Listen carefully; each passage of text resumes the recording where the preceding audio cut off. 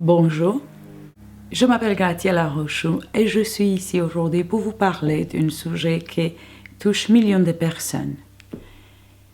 La dépression.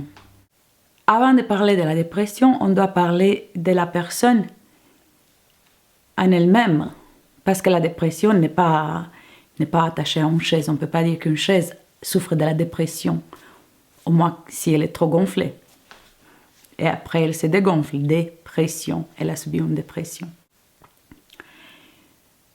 Ça dépend de quel point vous regardez, depuis quelle position vous regardez vous-même ou une autre personne si vous êtes un thérapeute. Si vous partez du principe cartésien, que beaucoup de Français d'ailleurs sont très fiers à se déclarer cartésiens, Descartes sera aujourd'hui peut-être embarrassé lui-même, mais ça c'est un autre discours. Si vous partez du principe cartésien que nous sommes le résultat de l'évolution darwiniste et qu'en tant que tel nous sommes des grands intellectuels, au moins une partie de nous munis d'un cerveau qui nous faut la fierté, et que c'est lui le maître responsable de toutes nos fonctions, alors depuis ce point de vue, vous pourriez regarder comme la médecine traditionnelle, la dépression, comme une maladie du dysfonctionnement de votre cerveau. Je ne vais pas rentrer dans cette présentation, dans cette définition, parce que d'abord, je ne suis pas du tout d'accord avec. Elle n'est pas correcte, en fait. Parce que l'être humain, il n'est pas une chose. Rien dans cet univers, d'ailleurs, n'est pas une chose. L'être humain, il est un processus. Comme la vie elle-même, elle n'est pas une chose. La vie est un processus. L'être humain, il est un processus. Des milliards de cellules qui changent, qui meurent et qui se renouvellent chaque jour, chaque 3 semaines. C'est une période qu'au bout de quelques années, on n'est plus la même personne intérieurement. Donc, ce processus que nous appelons la vie, ou l'être humain, a à son tour des règles. Et c'est la méconnaissance de ces règles qui nous amène à nos troubles, qui sont des troubles physiques, qui sont des troubles psychiques. Généralement, des sensations de mal-être jusqu'à la maladie très grave. La dépression en elle-même, elle est un processus aussi. Elle n'est pas la cause de la souffrance d'une personne dépressive. La dépression n'est qu'un symptôme. Le symptôme de ce processus qui est méconnu par la personne, de son évolution intérieure, qui est et qui va contre sa vie extérieure. Si vous voulez, la dépression n'est que le sonnet d'alarme pour vous dire que vous êtes en train de marcher sur un terrain dangereux, en grande description. D'un autre côté, la dépression est l'appel à l'éveil de l'âme, ou l'appel de l'âme au réveil. C'est cette guerre, parce que finalement la dépression c'est ça, c'est cette guerre interne entre le soi intérieur, le soi suprême, qu'on peut l'appeler l'âme, qu'on peut appeler notre soi divine, peu importe le nom que lui donnons. Donc c'est cette guerre interne entre le soi supérieur et le monde extérieur. Donc cette illusion que nous appelons réalité. c'est ces conflits internes.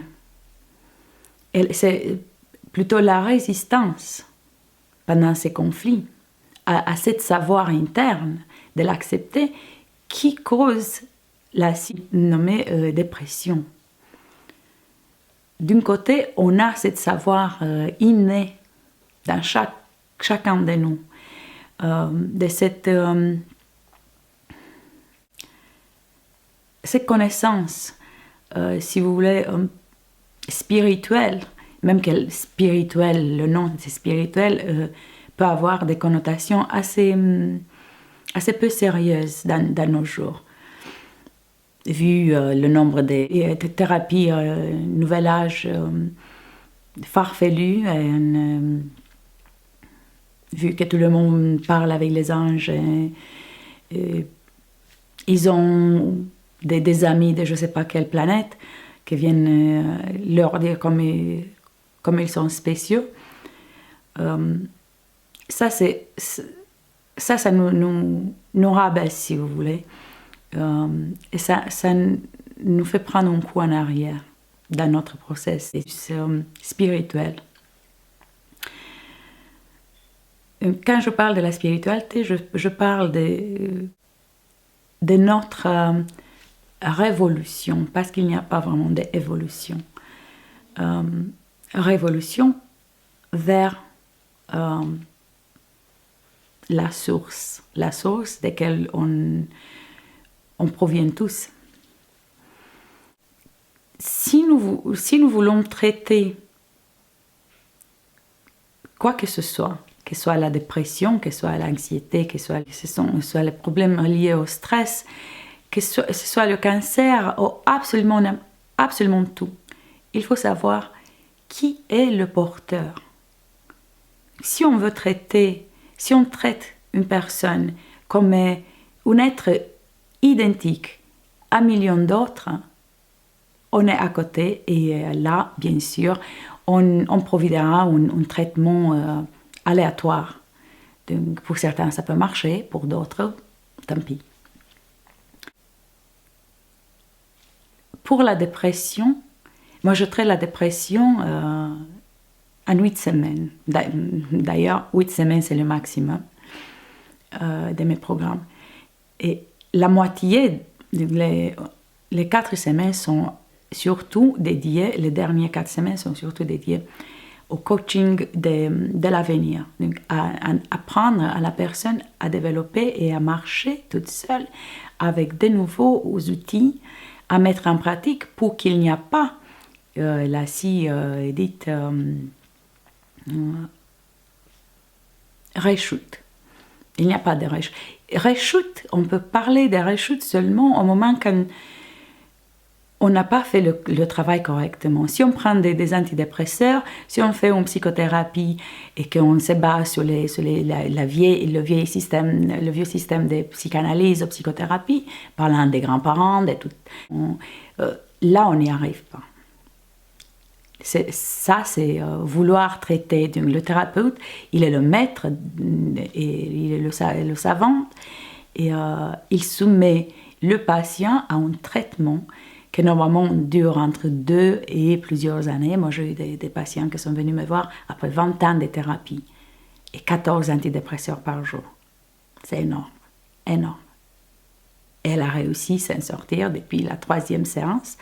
Et à la fin de notre traitement, on a eu 12 semaines dans ces cas-là, parce que c'était un cas assez lourd, avec des tentatives de suicide chaque 2-3 semaines. Hospitalisée dans l'hôpital psychiatrique, ce traitement intraveineux pour la maintenir endormie. Donc c'était un cas assez avancé, si on veut dire. De l'autre part, pour moi, il était une des cas les plus fabuleux pour travailler avec, parce que généralement, toutes les personnes souffrant de la dépression sont des gens très, très, très, très doués, très intelligents,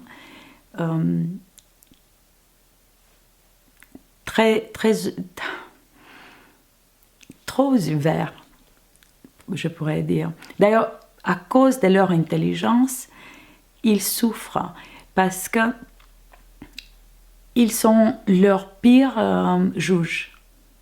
Ils sont très, très critiques envers tout ce qu'il y a dehors, mais eux, avec eux-mêmes, sont le pire juge. Et à cause de cela, ils n'acceptent pas. Ils ne veulent pas être ridicules. Ils détestent le ridicule. Ils détestent le mensonge. Donc, ils sont des gens qui sont très, très riches et très doués, très empathiques. Et à cause de cela, ils sentent trop, ils pensent trop, ils voient trop et sont submergés par cet océan des émotions et des pensées. Et en essayant de faire le tri, plutôt que de se faire confiance et accepter que ce savoir, cette connaissance interne, c'est la bonne, mise devant la société qu'elle est tellement différente de ce qu'ils pensent et ressentent, ils préfèrent croire qu'ils ont tort, donnant la raison à la grande masse. Donc ils se mettent toujours en tort et ils mettent toujours les autres en ayant raison au-dessus d'eux-mêmes. Donc ça, c'est bien sûr dans des points assez généraux. La description d'une personne dépressive, il y a ensuite, selon chacun, selon son éducation, selon sa famille, selon l'entourage et les circonstances de vie, l'âge, etc. Le pays, la culture, tout fait partie de ce processus qui est cet être, cette personne. Donc, la dépression n'est pas une maladie. La dépression est un don qui vient vous dire, qui vient vous souvenir que vous avez une mission ici et que vous êtes en train de faire de n'importe quoi en essayant d'être sérieux, réussir dans le monde réel. En fait, il s'agit du monde à l'envers et que vous êtes en train de passer à côté de cette grande valeur, de ces grands apports que vous êtes venu ici pour amener à ce monde. Et ce danger, c'est la chose qui amène le soi intérieur de vous bousculer et de vous attirer les clochers d'alarme. Donc, si vous souffrez de la dépression, si vous avez des amis ou des membres de la famille souffrant de la dépression, rassurez-vous, ce n'est pas une maladie. Et surtout pas, ce n'est pas une maladie, ce n'est pas une chose qu'on doit traiter et arrêter. Tout au contraire, il faut l'écouter. Parce que si vous ouvrez cette porte, c'est là où vous allez vous mettre en contact avec la plus grande partie de vous-même et avec votre richesse. Bientôt, je vais lancer des programmes en ligne. Je n'ai pas encore décidé parce que je veux être très très proche, donc je vais être en contact direct moi-même avec chaque participant. Je vais prendre pour chaque module le nombre de personnes que moi-même je puisse gérer, comme si je le faisais face à face, pour chaque webinaire ou online séminaire. Donc, je ne sais pas, ça peut être 10, ça peut être 13, mais pas plus de 13 personnes à la fois. Le programme, ça va être de 12 semaines, par email par exemple seulement. J'ai une personne de Norvège souffrant de la dépression, ayant des problèmes de famille, ayant des problèmes avec son boulot, des craintes, des peurs, des crises d'angoisse, etc. Et pendant notre suivi par email. Il est devenu vice-président d'une grande société. Il a résolu ses problèmes de couple. Il est maintenant, bien sûr, je n'ai pas une baguette magique, je ne vis pas à sa place, je ne peux pas prendre les actions pour lui-même. Et ces changements, que soit surtout parce qu'on agit d'abord des changements, sur les changements internes, ils ont besoin de la mise en place. On a besoin du temps, le temps qu'il faut à chacun de nous pour métaboliser ce type de connaissances, ce type d'apprentissage. Et on a besoin de faire nos erreurs et d'apprendre encore, de tâtonner. Ah, non, chaud, tiède, froid. Vous savez, c'est jeu d'essai et erreur.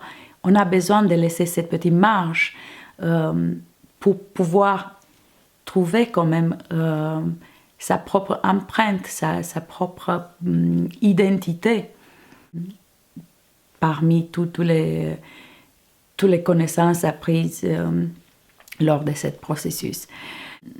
On peut très bien s'en sortir seulement en suivre des cours et des mentoring par email. D'ailleurs, même face à face, quand je travaille avec mes patients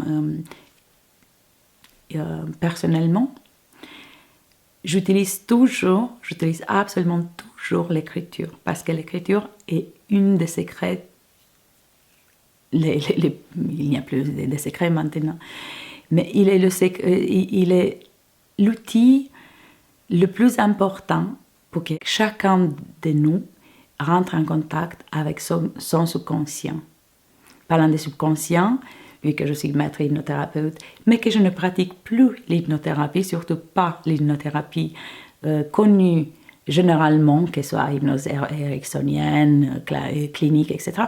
Je peux vous parler d'hypnose pendant des heures, mais pas lors de cette interview.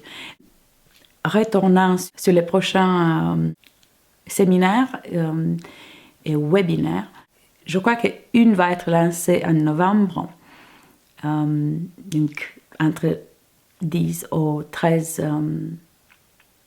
10 ou 12 semaines, je crois que ça doit être le module, et entre 10 et 13 personnes par module.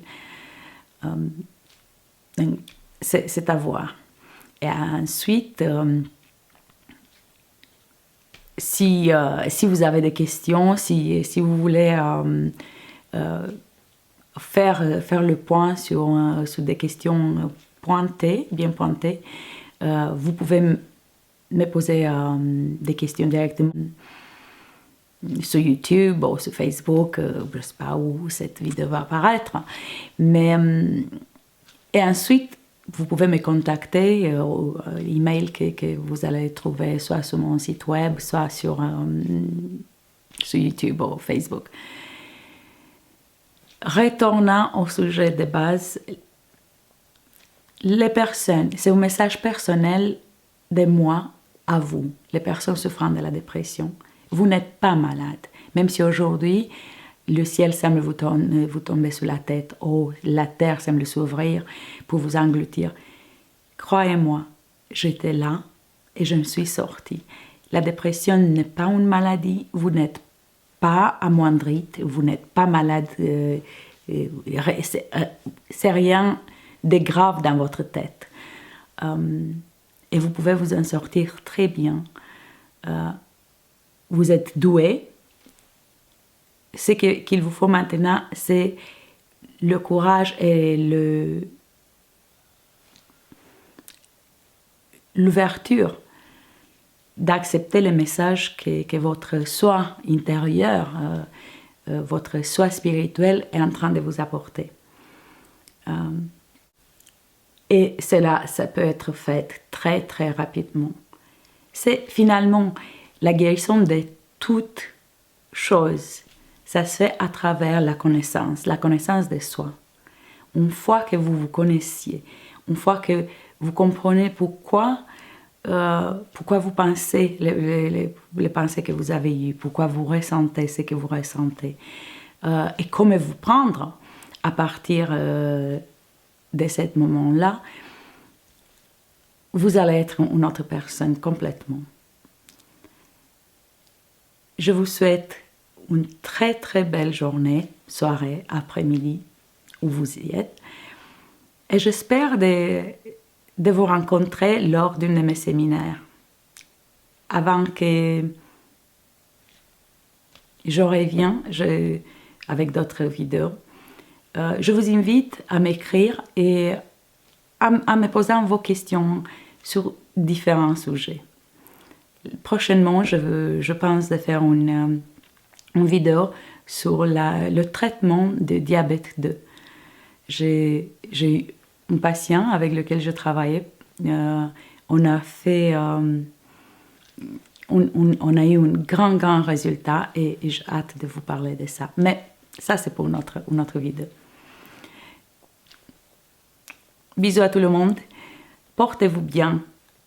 Apprenez sur vous-même. Ouvrez-vous. Et tenez-vous un peu plus loin de tout ce que c'est médicaments, de tout ce que c'est anges et choses qui puissent vous mettre en danger. Rapprochez-vous de vous-même. Parlez-vous à vous-même. Rapprochez-vous de vos proches. Et surtout, de votre cœur. Seulement là, vous allez trouver vos réponses. Une très très belle journée et à bientôt. Au revoir.